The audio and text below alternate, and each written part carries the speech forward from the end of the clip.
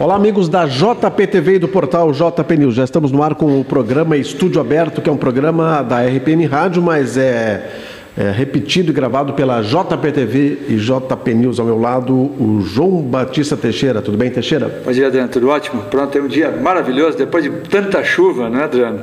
Estamos aí brindados com um dia espetacular. Enquanto na JPTV estamos vendo agora o Direto da Redação, que são pílulas informativas, sempre com base no JP News, né? São duas das nossas principais mídias, juntamente com o Jornal Progresso e a JPTV, né, Teixeira? Pílulas fitoterápicas, né, Adriano? Quanto mais você consome, melhor se sente. É verdade. Teixeira, olha só, Mário Quintana será lembrado em sarau literário. O sarau literário será realizado nesta terça-feira aqui em Montenegro, né, lá no Redonê, né? A ação é alusiva ao aniversário de Quintana, celebrado no próximo dia 30 de julho. O evento começará às 8 da noite. Os convidados farão leituras e releituras da obra do escritor porto-alegrense. Era uma figuraça, né, Adriano? Eu acho que, não sei se já tive a oportunidade de contar alguns causos dele.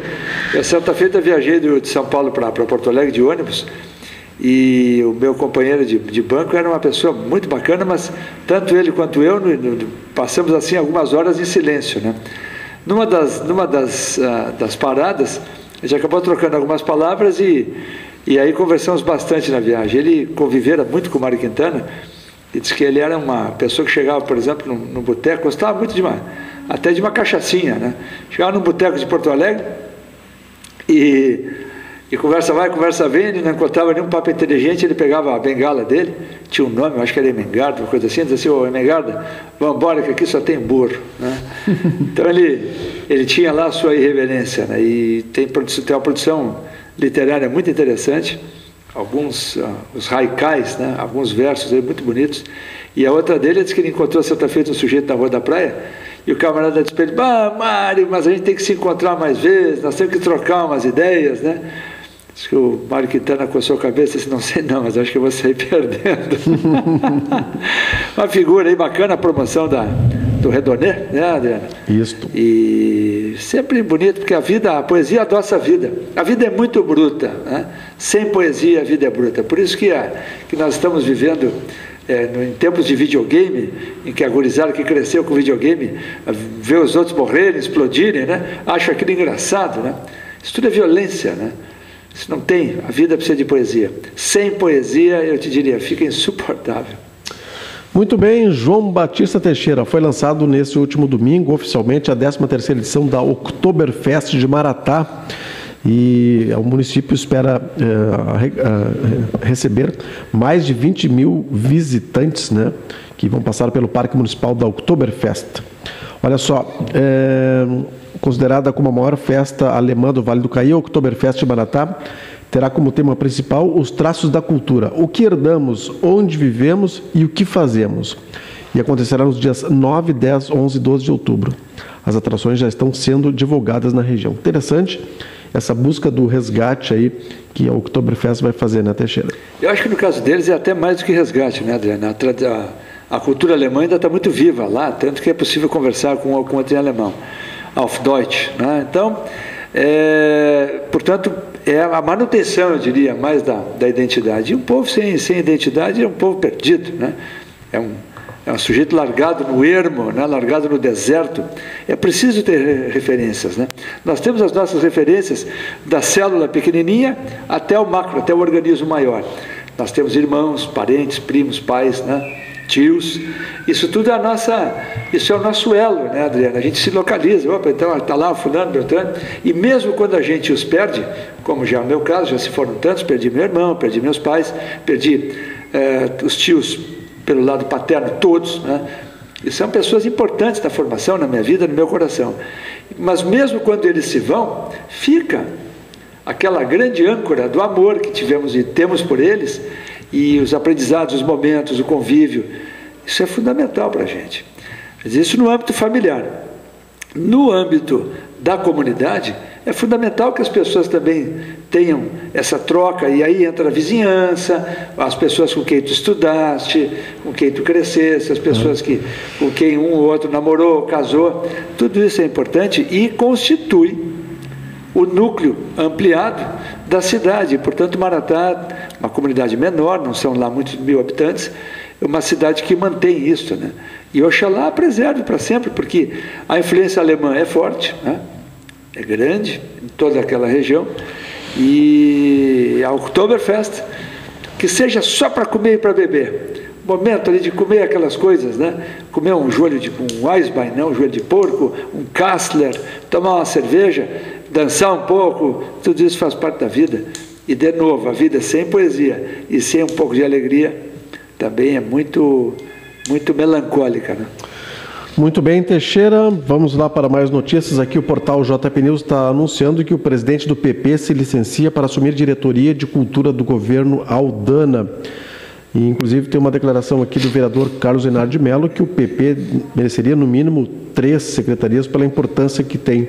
Mas o Marcos Guarani está dizendo que o convite feito foi a ele e não ao partido. Em função disso, ele se licencia do cargo, assumindo o vice.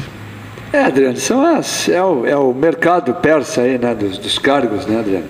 As pessoas podem encontrar justificativas as mais diversas, mas a verdade é que o prefeito Aldana vem fazendo aí uma nova composição, né, colocando o próprio PP. É um pouco surpreendente, porque o vereador Marcos Guelen, né, o Tuco, faz parte agora do governo. Houve uma contestação antes do Azevedo entrara, né? E aí contestaram, foi muito contestada a entrada, e agora, por outro lado, entra outra ala, digamos assim, do PT. Isso, e outra corrente. Outra corrente, né? E agora, então, o PP também fazendo parte, eu não sei, se for para o bem do município, até, eu acho que, no fundo, é uma coalizão num município que a gente poderia dizer pacificado, né? Nós temos um município, digamos assim, não se houve mais aquele zuzum, aquela guerra, aquela coisa horrível, né? Para o bem e para o mal, a cidade deu uma sossegada até que novos interesses, né, se alevantem, como diria o poeta, né? Porque certamente quando nos aproximarmos aí do próximo pleito, algumas amizades assim, aquelas de infância serão estremecidas, né, Adriano? Porque aí entram outros interesses, e os interesses são grandes. O próprio vereador Naná dizendo que pela importância, mas importância em que sentido, né? Na bancada, quantos vereadores do PP nós temos aí? Na Câmara de Vereadores, né? 3. Então é isso, ele julga que seria então se for por um critério de proporcionalidade, em sendo 10 vereadores e em havendo, digamos assim, 20 secretarias, então se for por proporcionalidade tinha que ser 6, né? Certo. Matematicamente falando, mas tudo isso não. A política está longe de ser uma ciência exata, né, Adriano? E ela, como tu mesmo colocas aqui, e eu sempre uso isso com um toque de ironia, ela é muito dinâmica. Exatamente, Teixeira. Vamos para mais informações aqui do Grupo Progresso de Comunicação. O portal JP News vai estar informando hoje à tarde e será um dos destaques do Jornal Progresso essa semana, porque na semana passada fizemos uma matéria com o diretor recém-impossado da Escola Estadual Delfina Dias Ferraz, a lendária escola, né, uma das primeiras aqui de Montenegro, e ele tratava aí do assunto do combate às drogas no pátio da escola. Para essa semana entrevistamos o Daniel Colli, que é ex-presidente do COMAD, foi o fundador do COMAD Montenegro, que é o Conselho Municipal Antidrogas, e ele dizia que já há um projeto para combater as drogas justamente nas escolas. No entanto, ele lamentou que o prefeito Paulo Azevedo deixou engavetado esse projeto e espera que o Aldana o revitalize. Pois é, Adriano, nessa questão, tocando de novo no ponto fundamental. Quando a gente entra numa guerra, Adriano, eu agora estou lendo um livro de um prêmio Nobel de Literatura de 1916. Ele descreve alguns episódios aí de guerreiros, né, do rei Carlos, rei da Suécia, e aquela coisa toda, aquela derrota. Então eles pedem para os cossacos e por aí vai. A dor da derrota, né? Mas ninguém entra numa guerra a princípio já imaginando que vai perder. Claro. Só os heróis fazem isso, né, Adriano? Aquele como Leônidas, por exemplo, que enfrentou nas Termópilas, enfrentou um exército persa muito maior, muito mais avantajado, melhor treinado e sobretudo, pelo número de combatentes. E aquilo foi um ato heróico, né, para ele retardar a entrada dos persas, causar neles alguma defecção. Mas no que diz respeito à sociedade, a gente não pode entrar para perder. E as autoridades estão considerando que esta é uma guerra perdida. Eu digo autoridades porque parece que eu escutei isso de um, mas eu estenderia, porque não vou dizer a indiferença, mas a resignação diante desse caso, diante desse drama, é de tal monta, de tal ordem, que me parece que o pessoal considera mesmo, é uma guerra perdida, aí vamos deixar o tempo passar, vamos deixar alguns morrerem, alguns matarem, deixar que isso se dilua com o tempo. Não pode ser assim, né? Então nós criamos esses dias, sabe que eu tenho uma bronca, Adriano? Eu tenho que confessar, eu tenho uma bronca de siglas, né? Porque eu nunca vi nada na minha vida, já de 5 décadas, eu nunca vi tanta sigla. É impressionante, hoje em dia, com isso, com aquilo, com CRAD, com isso, ECOMAD, com CRAD, parece um festival de siglas, o que denota a criação de instituições, de organismos, né? E a coisa parece que só piora, mostrando que a criação de tantos organismos assim não resolve, né? Porque a questão fundamental, Adriano, é a questão de caráter da sociedade. Nós queremos resolver isto ou não? Ou nós só queremos empurrar com a barriga e fazer de conta que não vemos? Drogada está toda a sociedade. Toda. Uma sociedade brutalmente materialista, brutalmente não fraterna, né? Indiferente um com o outro, e pelo contrário, porque a indiferença é assim, se você se deu mal, eu nem olho para você, isso seria o terreno da indiferença, para mim tanto faz como tanto fez, você caiu, você levantou, não estou nem aí. Mas a nossa sociedade é pior, porque o mecanismo de inveja, ele é exacerbado no cotidiano, de tal maneira que não basta só você cair, tem que mostrar que você está de pé diante do derrotado. Então essa sociedade de alto a baixo, de baixo a alto, se quisermos colocar, não do ponto de vista moral, mas do ponto de vista econômico, normalmente a gente fala assim, não, no alto da sociedade, como se no alto da sociedade a coincidência fosse suficiente, né? Os ricos, não. Eu colocaria no alto da sociedade os homens puros, os homens honestos, os homens sonhadores, né? Como eu digo a minha esposa me ensinou uma expressão legal, a gente costuma falar de mulherão, né, Adriano? Então o pessoal pega as revistas femininas aí, olha, ouviu na internet, mas olha que mulherão. Mulherão não é aquela pessoa com curvas acentuadas e bonitas e cuja esbeltez seja modelar. Mulherão é aquela mulher que trabalha sem reclamar, aquela mulher que cuida bem dos seus filhos. Por exemplo, eu conheço um mulherão em São Sebastião do Caí, Adriano, passa, quase diariamente eu vejo essa senhora, ela arrasta atrás de si, ela cata papelão, ela cata fios velhos, ela cata vidro, cata o que houver. E ela tem uma humildade impressionante, e às vezes, sob chuva, eu digo, e aí, como vai a senhora? Ela nunca sonega um sorriso. É uma coisa brutal, a alegria que ela tem, o encantamento que essa pessoa tem dentro de si, e ali judiada, sofrida. Esta é um mulherão. Portanto, quando a gente fala dos grandes homens, não são os ricos, são aqueles que podem ter pobres ou ricos, são aqueles que têm um coração aberto, querem deixar um legado, querem fazer algo mais. E a sociedade está perdida nisso. Então as pessoas estão atrás de bens materiais que não serão sepultados com elas, né? Para a sua desilusão. Não se leva nada, aliás, a arqueologia fez isso com os faraós, né, Adriano? De maneira assim lapidar, né? Os faraós estão lá.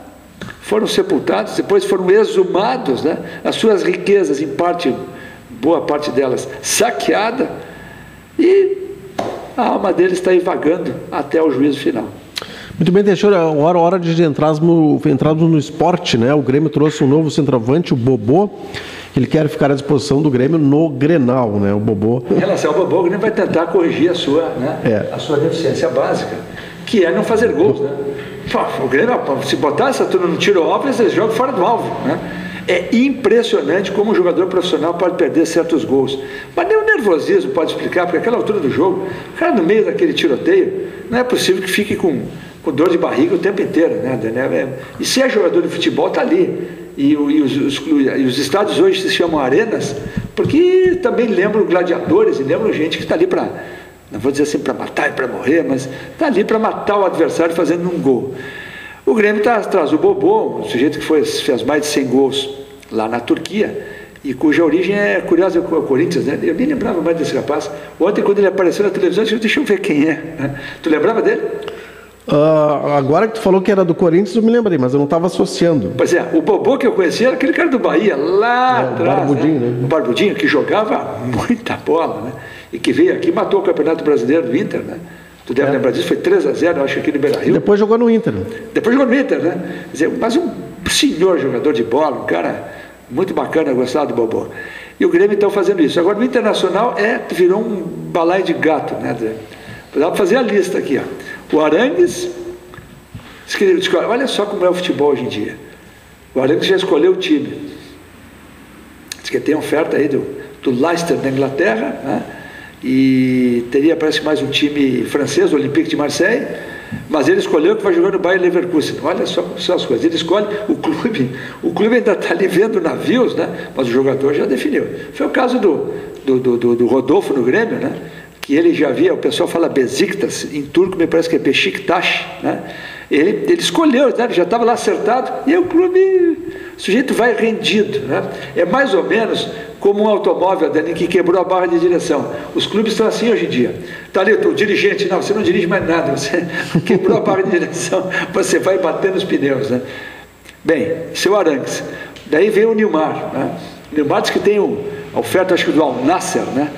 E ele está dizendo que, olha só, a hipocrisia, isso é uma coisa triste. Não, mas não vai ser por dinheiro que você é do Internacional, né?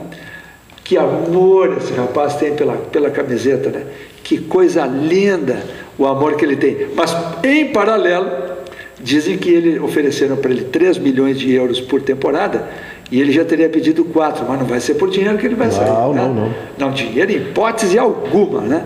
A paixão, aquela coisa assim, para os que nos veem, né? Aquela coisa de beijar a camiseta, isso já era, né? Aliás, está nojento isso aí.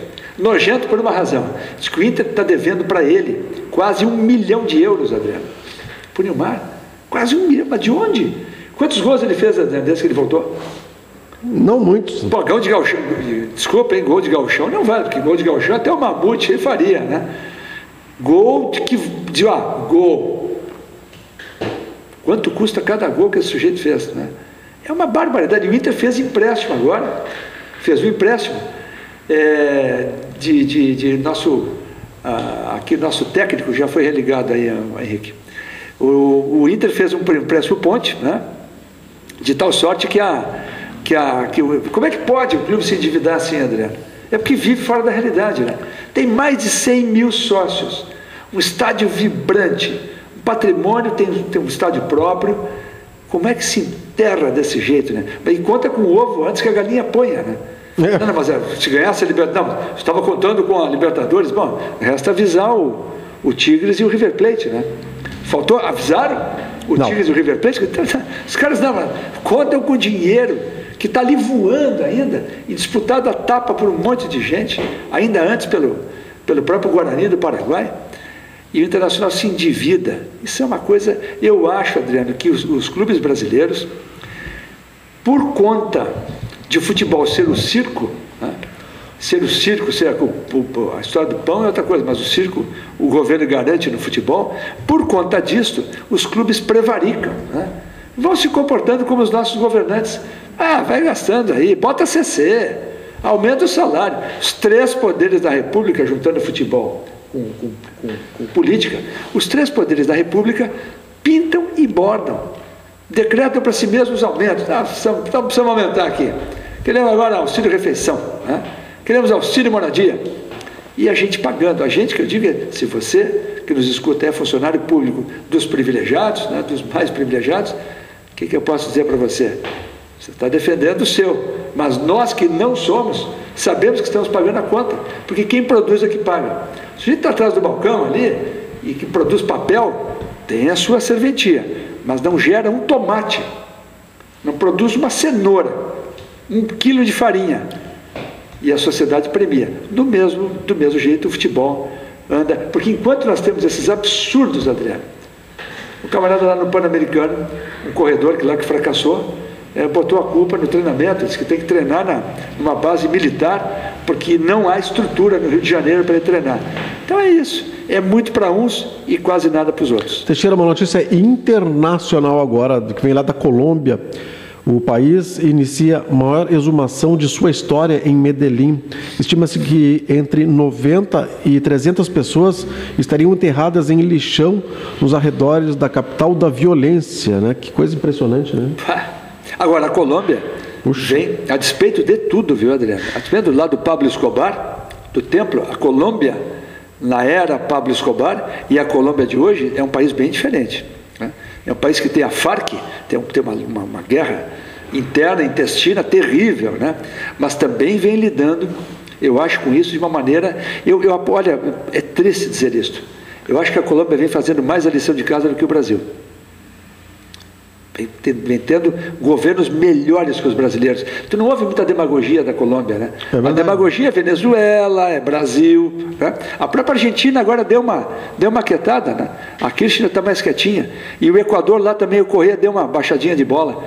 A demagogia está lá na Venezuela e aqui no Brasil. Na linha do nunca antes, né? Nunca. Os inimigos, nós e eles. E nós nos enterrando e eles enriquecendo, né? É isso, essa é a leitura aqui do Brasil. Teixeira, olha só, com empresários, Cunha diz que PT está abaixo do volume morto. Nossa Senhora, que frase de efeito essa, né? O presidente da Câmara disse que rompeu com o governo como reação a uma covardia. Eles não vão impedir o meu livre exercício, disse o Eduardo Cunha. Bom, sabe, Adriano, se isso houvesse sido dito, né, por um Nelson Mandela, né? Se o homem que proferiu essa afirmação fosse Nelson Mandela, eu me curvaria. E eu diria, puxa vida, né? Mas o seu Cunha não tem crédito, né? É uma pessoa que dizem aí, tem algumas continhas a pagar, aí, algumas contas a ajustar. Nós não temos no nosso horizonte hoje aquelas pessoas irreprocháveis, né? Aqueles homens de escola e de referência. O senhor Cunha não figura entre eles tanto quanto a gente lê aí no noticiário. E muito menos o Renan Calheiros, né? Que é nada mais nada menos, senhoras e senhores, que o presidente do Senado e réu ao mesmo tempo, e não renuncia. Que beleza, né? Como é que tu pode apostar num país como esse? Depois o pessoal vem no noticiário econômico que o Brasil pode perder o selo de bom pagador, né? Aqui a gente só paga promessa, né? Só os homens de fé, o resto aqui leva com a barriga. É uma vergonha prolongada, né? Porque isso parece que não tem fim. Tá certo, olha só, a Operação Lava Jato provocou queda de 1 ponto percentual no PIB, afirma Dilma. O comentário foi feito em reunião com Michel Temer e 12 ministros após a explanação de Nelson Barbosa sobre as perspectivas da economia nacional. Adriana, era só o que faltava, ela agora vai culpar a Lava Jato, né? Ela vai culpar, mas olha, senhoras e senhores... Por essa tu não esperava, João. Mas é grotesco, né? Mas é grotesco, mas saindo da cabeça dela dá para acreditar, porque ela é muito pobre e incompetente, né? Nós somos hoje comandados, se é que ela comanda alguma coisa, né? Mas nós somos, na aparência, Adriana, nós somos comandados por uma pessoa que não tem a menor condição de ocupar o lugar que ocupa, porque não basta ter votos, né? Não basta ter votos. O voto é uma faceta do processo democrático eleitoral, mas isso não necessariamente não qualifica. Ou nós colocaríamos aqui, se fosse por critério só de maioria, a gente colocaria o Tiririca de presidente? Dificilmente não, né? Não, mas a boçalidade do país é tão grande que, de repente, se ele chegar para o presidente e dizer, olha, você sabe o que o presidente faz? Nem eu, me elege que eu conto para você, né? Como ele fez na campanha do deputado. Pode ser eleger até, né? Pode, mas aqui os caras até para avacalhar, né? Nós precisamos parar de cair no engodo, na conversa fácil. E a propaganda eleitoral tem uma culpa enorme, Adriano. Porque a Dilma, quando ela se coloca numa situação, pode olhar numa cerimônia qualquer, quando ela tem que falar de improviso, é um desastre. É a coisa mais horrorosa que eu vi um político. Eu não sei se a gente consegue, nos rincões mais pobres do país, a gente consegue encontrar alguém tão ruim quanto ela. Ela é horrível. Mas ali na propaganda gravadinha, Adriano, né? E editada e regravada, ela aprendeu. E ela fala com impostação, porque ela é autoritária. Ela não tem competência, mas ela é gritona. Então ela fala que você... E ela enrolou. Quer dizer, a propaganda, o lado marqueteiro de tudo isso, é um prejuízo, é um desserviço ao país. A gente consegue transformar um camarada aqui, que não passa de um parvo, num estadista, né? Não necessariamente comparação vale para ela, né? Mas ela é fraca, né? Ela pode até, vamos dizer assim, até agora a Lava Jato não chegou nela, né? Exceto na campanha eleitoral, que poderia eventualmente gerar um impeachment. Mas ela dizer que a Lava Jato causou a queda de um ponto no PIB, senhora Dilma, então cabe a pergunta para a senhora, e a sua incompetência, quantos pontos de PIB representa? A sua incompetência, a sua desídia, quantos pontos respondem pela sujeira, pela imundície na Petrobras? Olha, eu podia ter dormido sem essa, viu? Mas é inacreditável. Por isso que eu falo, quando o Financial Times, que o grande jornal inglês, diz que o Brasil perdeu a sua poção mágica por conta de incompetência, arrogância e corrupção, dá para contestar? Não. A senhora Dilma é incompetente, a corrupção correu solta no governo dela e é arrogante. Mas é o cúmulo, né? É arrogante. Não pediram nem desculpa, eu estou esperando. Eu estou esperando que o Gabriele venha a público pedir desculpas, que a Dilma venha a público pedir desculpas, que o Lobão peça desculpas, que o Lula peça desculpas, mas é o mínimo. Mas não, esse pessoal, eles entram naquela linha, Adriano, da turma que vai presa. Tu viste lá aqueles caras da Papuda entrando, fazendo gesto, né? Mas o que é isso? O cara que é considerado ladrão, entra lá como se fosse um revolucionário. Você não é coisa nenhuma, você não pode nem ser respeitado por alguém que tem um pingo de bom senso e tem um pingo de amor à verdade e à decência no país. Muito bem, Teixeira. Ficamos por aqui então com o nosso estúdio aberto, que volta amanhã com mais informações, e com o Ernesto Laura. Teixeira, muito obrigado pela participação. Imagina, um abraço amanhã, Laura. Amanhã vou ver se consigo chegar aqui mais cedo para assistir aqui, botar uma cadeirinha aqui no estúdio e assistir o grande Laura, querido Laura. Um abraço a todos. Pessoal, a gente volta amanhã com mais uma edição do Estúdio Aberto. Até mais.